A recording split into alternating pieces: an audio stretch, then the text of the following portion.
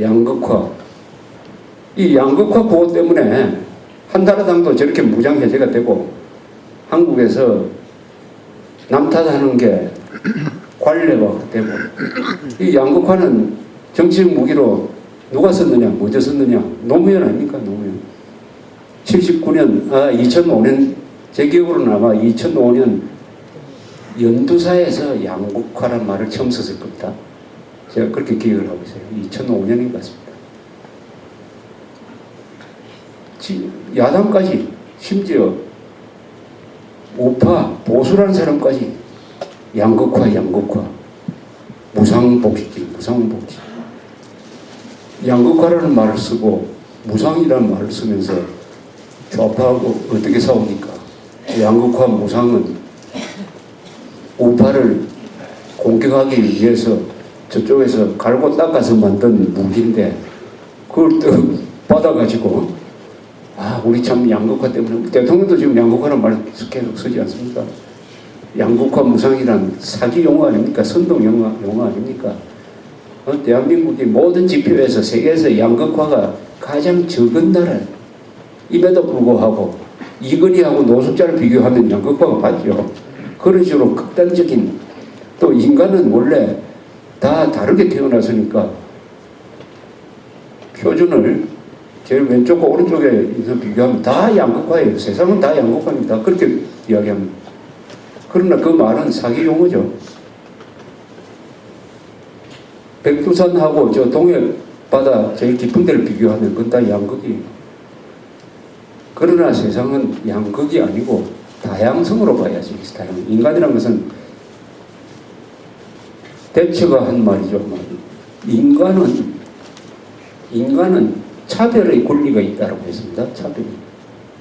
차별을 우리는 악이라고 생각하는데 인간이라는 것은 다 다르게 생겨났기 때문에 차등 다른 것은 인간의 권리다.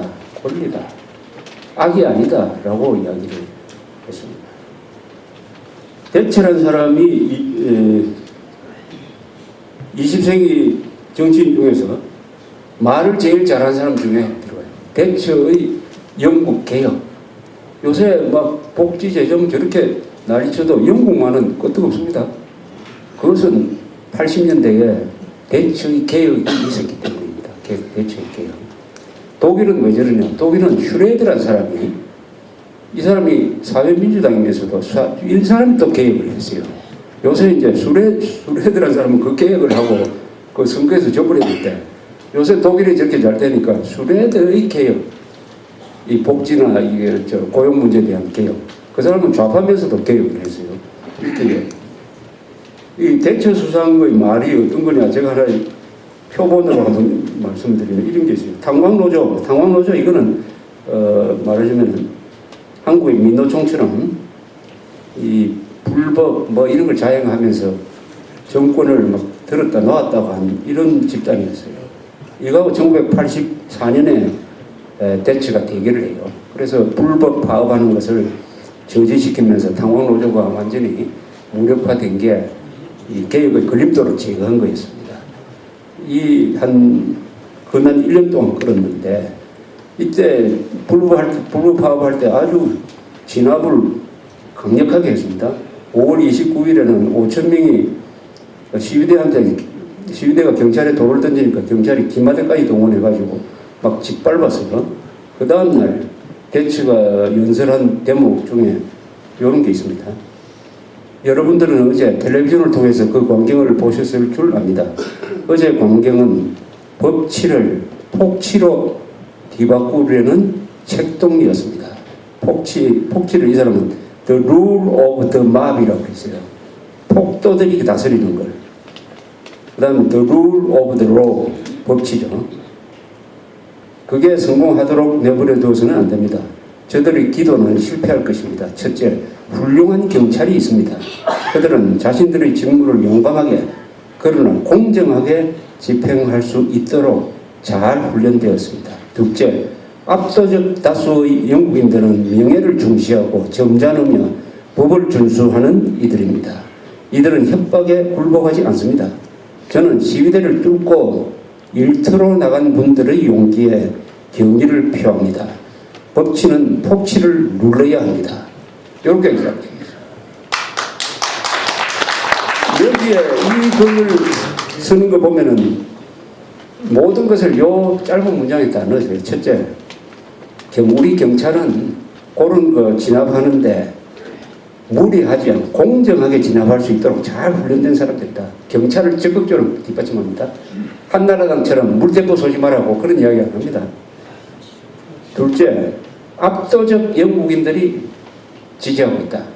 이렇게 여론을 끌고 들어갑니다. 그 다음에 그렇게 시위를 함에도 불구하고 파업에 동참하지 않는 일하고 싶은 노동자들이 일터로 나갔다. 우리는 그 사람들 편이다. 그러니까 노동귀족들 편이 아니고 일하려고 하는 사람들을 우리가 보호하겠다. 이렇게 모든 것을 이렇게 아주 입체적으로 해가지고 딱 이렇게 국회에서 연설하면 요 말이 힘이 되는 거죠. 이 말이 힘이 돼. 이 사람은 또 이런 표현을 썼어요.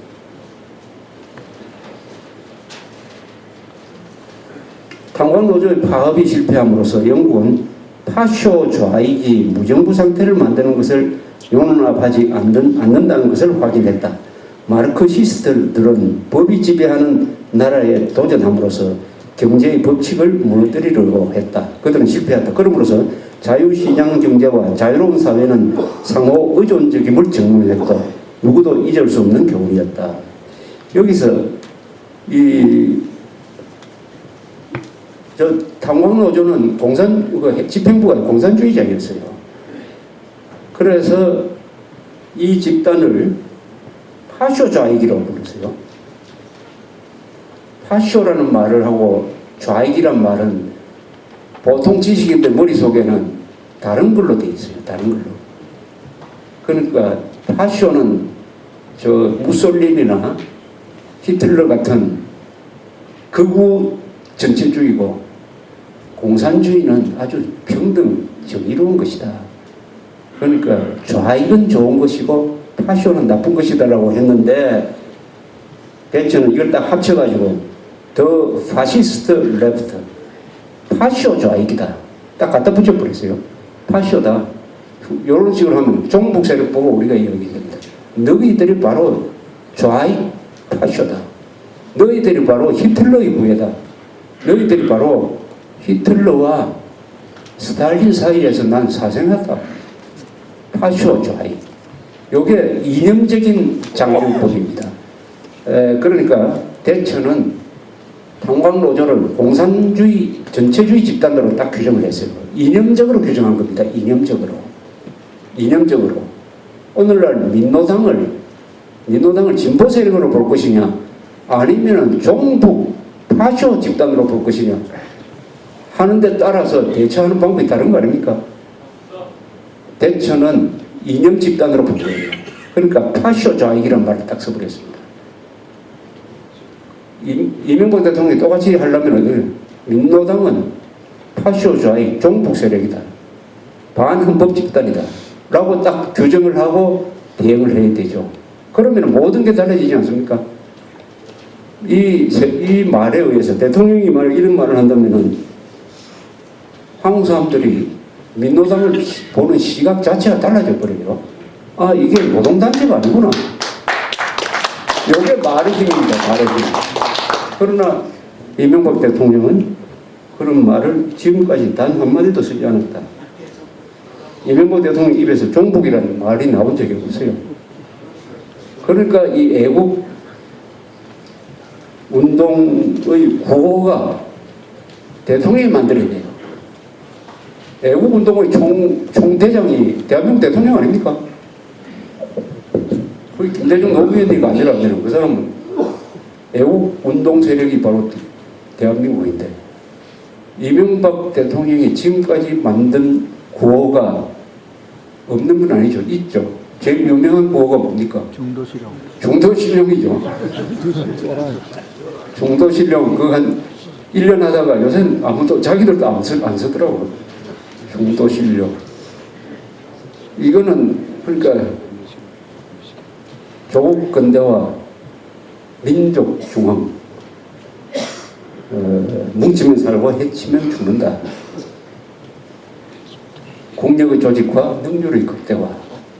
우리 역사를 움직여온 힘있는 구호와 중도실용이라는 것을 딱 같이 늘어놓고 이렇게 보면은 중도실용, 국력의 조직화, 능률의 극대화 딱 하면은 뭔가 머리에 딱 선명하게 개념 정리가 딱 안 됩니까? 말이 힘이죠. 근데 중도실용 하면은 어떻게 하란 말이냐? 그 다음에 중도실용 해놓으면은 그게 그걸 읽은 사람이 그러면 내가 중도실용으로 행동하고 싶은데 어떻게 하란 말이냐? 그러니까 온수대표를 사야 된다는 이야기가 중도실용적으로 나오는 거 아닙니까? 온수대표를 사야 된다. 왜냐? 온수대표를 사야 된다. 좌익은 물대포를 쏘지 마라 그러고 경찰은 쏴야 된다. 그런 건 중간선이 뭐냐? 온수대포를 쏘는 거예요. 이게 중도적인 처방입니다. 중도적인 처방.